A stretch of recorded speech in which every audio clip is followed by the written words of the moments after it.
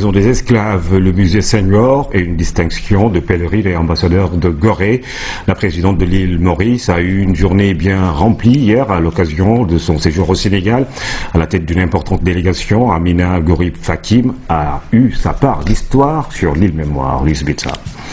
Son séjour intersénégalaise est à double titre. D'abord, le chef de l'État de l'île Maurice veut valoriser les produits de l'esprit humain à travers l'Organisation mondiale de la propriété intellectuelle. Il s'agit de l'innovation et de la créativité. Je suis venue dans le contexte de la conférence avec l'OMPI et pour partager un peu l'expérience, disons, parce que j'ai un passé un peu particulier. Avant de devenir chef d'État, j'étais académicien, j'étais chercheur et j'étais entrepreneur. Alors l'idée, c'est de faire remonter tout ça pour montrer que l'Afrique peut se réinventer aussi avec la technologie, l'innovation et surtout le concept de l'entrepreneuriat qui va devenir une thématique très forte parce que l'Afrique est un continent qui se rajeunit et on a le droit moral de trouver, de forger des opportunités pour les jeunes africains, mais surtout travailler au sein du talent africain et le génie africain. Ensuite, elle a voulu se recueillir à Gorée, île Mémoire, symbole de l'exploitation humaine et sanctuaire pour la réconciliation.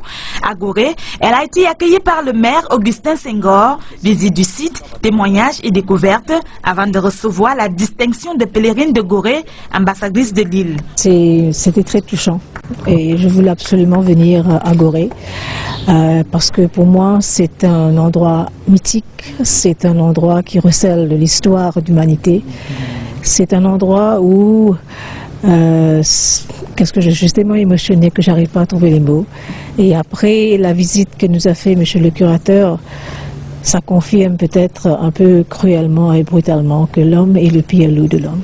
Plaidoyer que plus jamais ça, qu'il y ait un respect de la personne humaine, un respect des droits de la personne et un respect de l'homme tout court. Si on arrive à pardonner, on ne pourra pas jamais oublier. Mais si on arrive à pardonner et à se dire que, encore une fois, plus jamais ça, c'est avec ces pensées qu'on pourra forger un avenir où, effectivement, on aura une meilleure appréciation, un meilleur respect pour la personne humaine. L'île de Gorée est aujourd'hui une terre de pèlerinage pour toute la diaspora africaine. Les différentes unités de